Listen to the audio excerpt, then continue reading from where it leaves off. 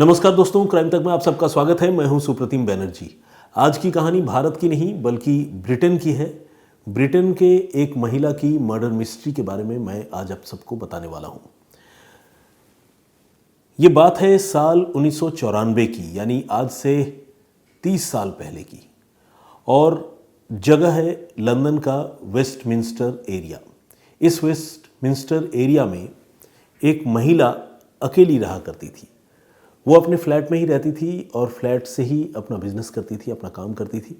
हफ्ते में एक दिन वो वेस्टमिंस्टर से जाती थी अपने परिवार से मिलने नॉर्थहैम्पटन, जहाँ उसके परिवार के दूसरे लोग भी थे और ख़ुद उसके पति भी वहाँ रहते थे, बच्चे थे, और एक खुशहाल ज़िंदगी वो जीती थी।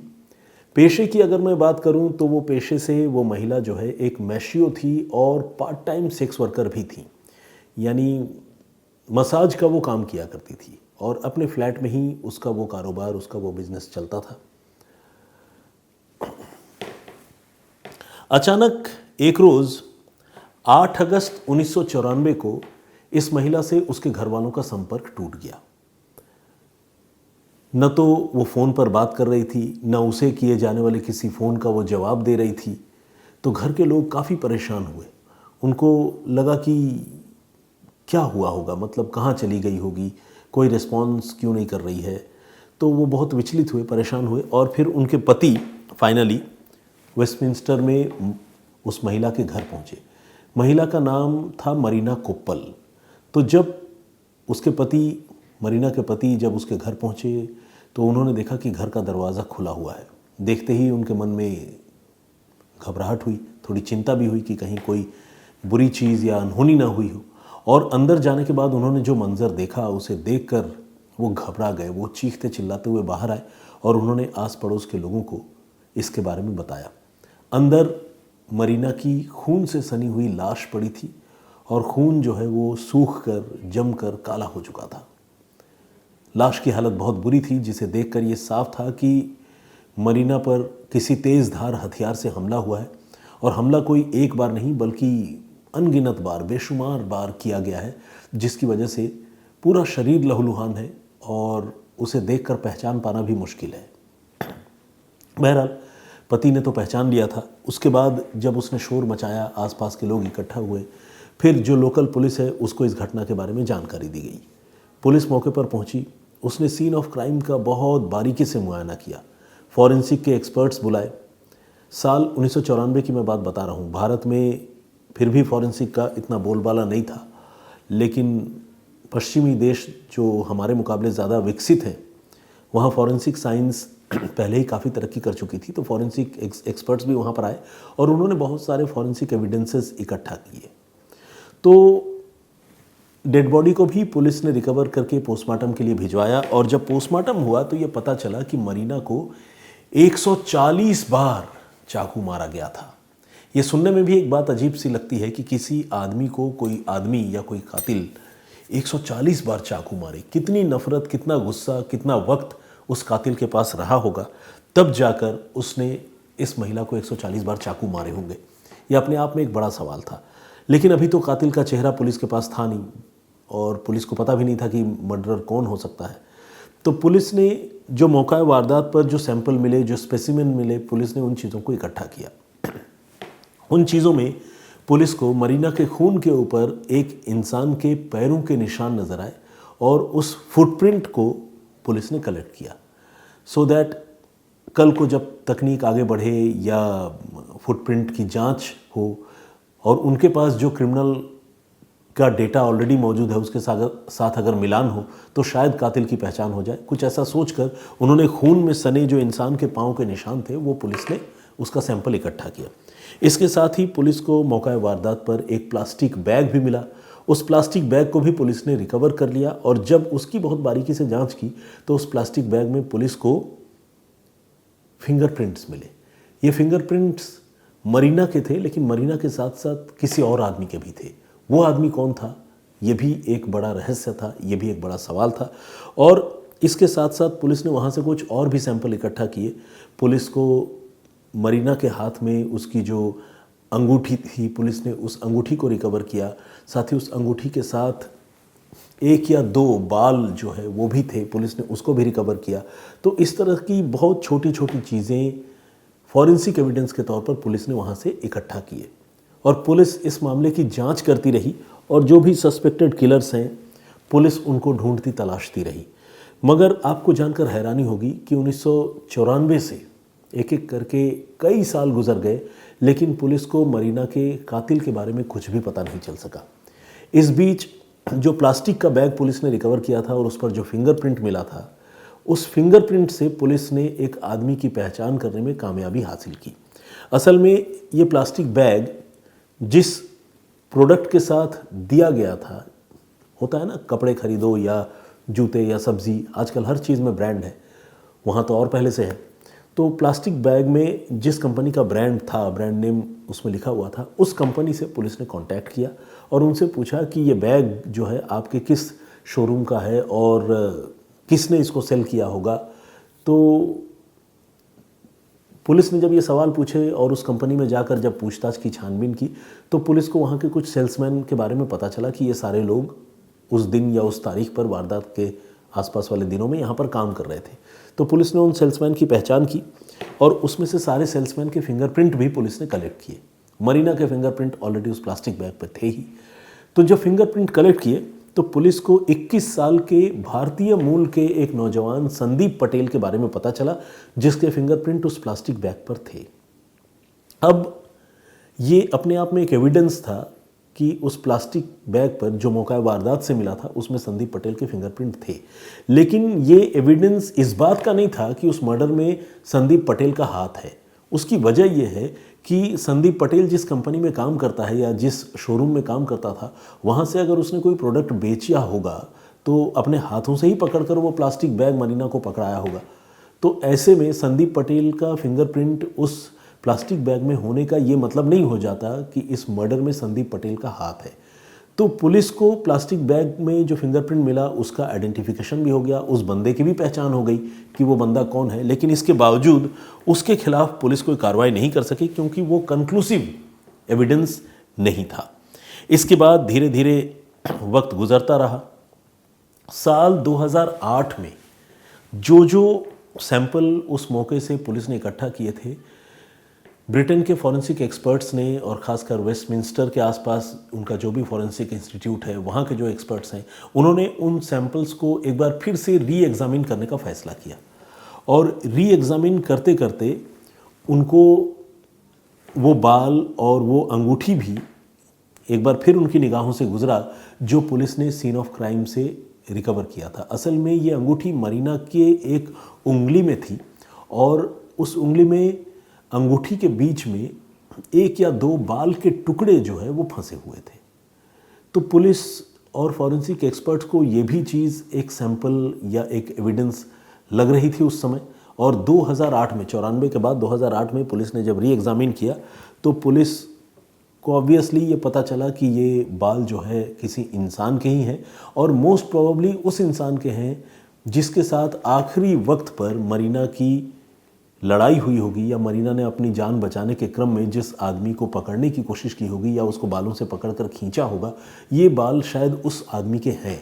लेकिन 94 से 2008 ऑलरेडी एक बहुत बड़ा वक्त गुजर चुका था और बालों का जो सैंपल मिला था पुलिस को, उस सैंपल से पुलिस कुछ कंक्लूसिव एविडेंस या क्लू एक्सट्रैक्ट नहीं कर पा रही थी, निकाल नहीं पा रही थी। लेकिन साल 2022 में, आज से आप समझ लीजिए 1.5-2 साल पहले की ये बात है, बालों से जो डीएनए प्रोफाइल निकालने की जो तकनीक है उसमें कुछ और एडवांस्ड साइंटिफिक डेवलपमेंट हुए और ये कुछ ऐसे साइंटिफिक डेवलपमेंट्स थे जिसके ज़रिए बहुत पुराने अगर बालों का सैंपल हो तो भी उसमें से उसकी डीएनए प्रोफाइलिंग निकाली जा सके। इस तरह का टेक्निक 2022 में जाकर इजाद हुआ। यहाँ पर एक ख़ास और गौर करने वाली बात यह भी है कि बालों से डीएनए प्रोफाइलिंग की जो टेक्निक है वो 1850 या 55 के समय में ही इजाद हो चुका था, यानी 100 साल से भी ज़्यादा। लेकिन उसके भी कुछ लिमिटेशंस थे।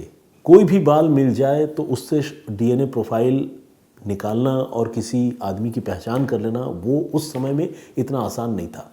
बेसिक जो इन्वेंशन है वो ज़रूर हो चुका था, लेकिन 2022 आते आते कुछ इस तरह के और एडवांस्ड इन्वेंशन हुए जिसमें बहुत पुराने बालों से भी उस सस्पेक्ट आदमी के डीएनए प्रोफाइल का पता चल सके, ऐसा होने लगा था।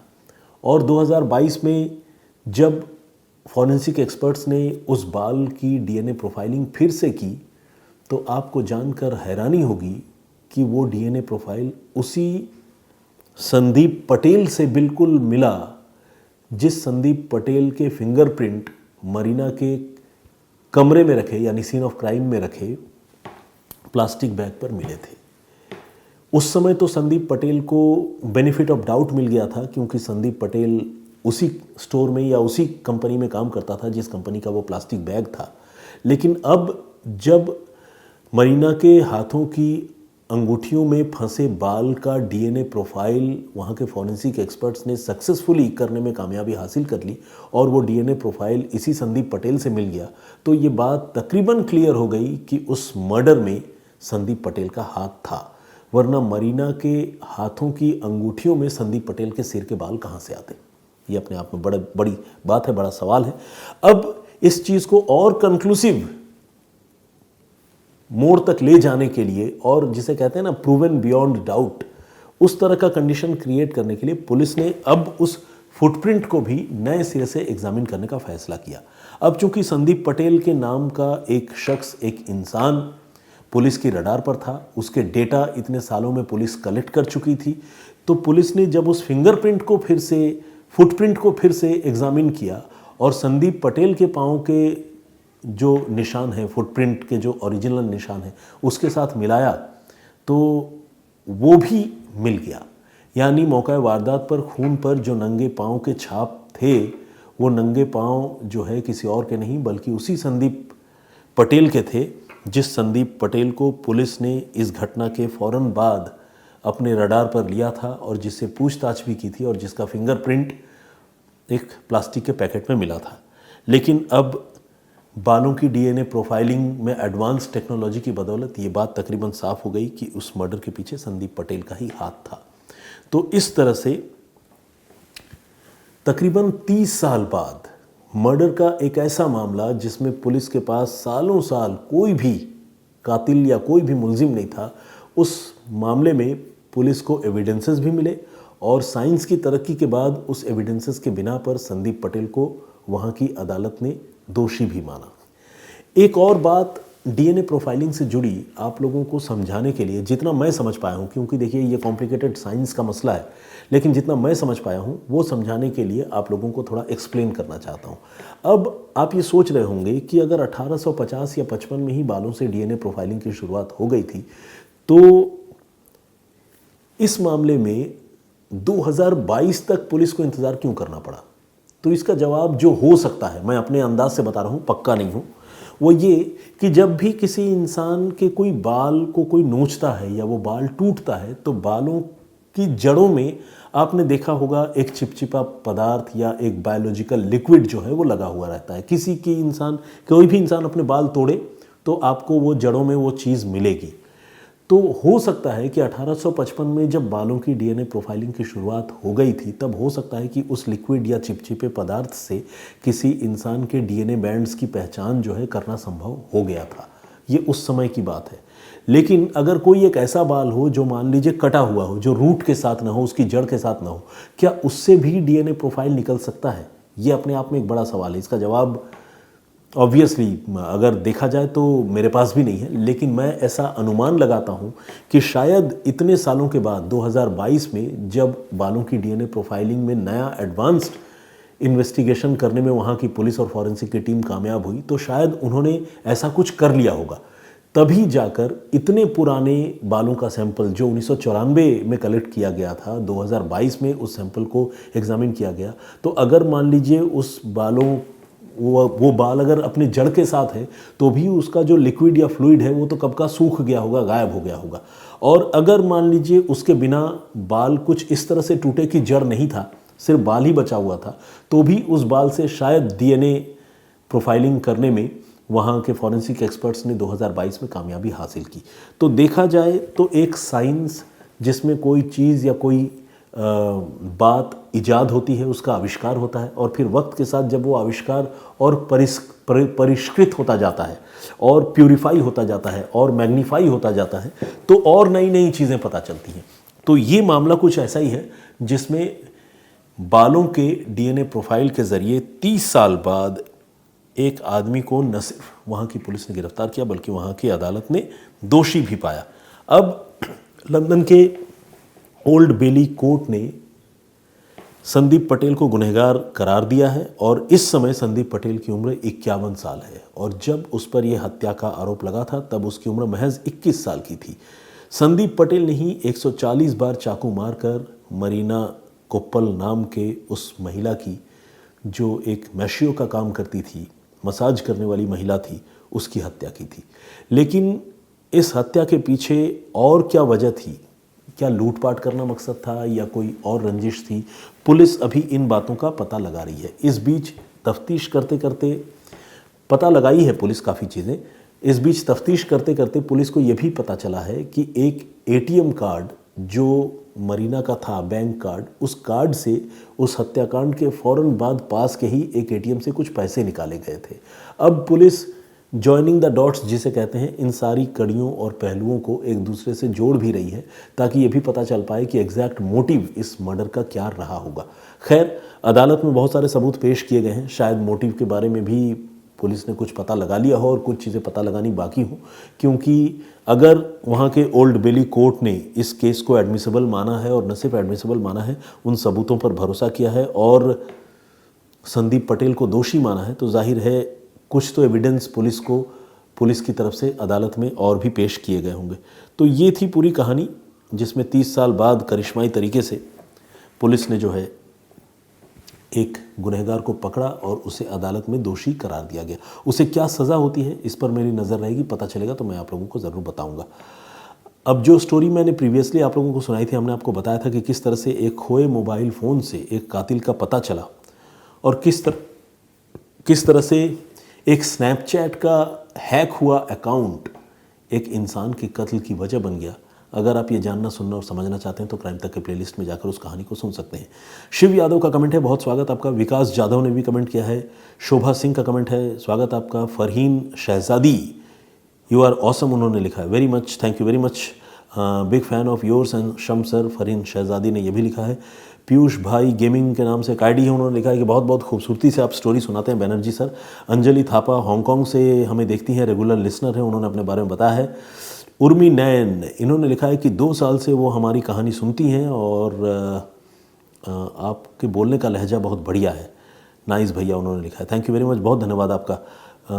एक हमारी यूज़र हैं, उन्होंने नमस्ते सर लिखा है। Thank you very much. Yoga with Vikas के नाम से एक आईडी है। प्रदीप भाम्बू जी हमारे रेगुलर लिसनर हैं, उन्होंने भी कमेंट किया है। जेके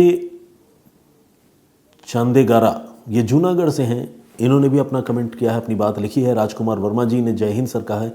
विनय नासवाले जी हैं और मनु द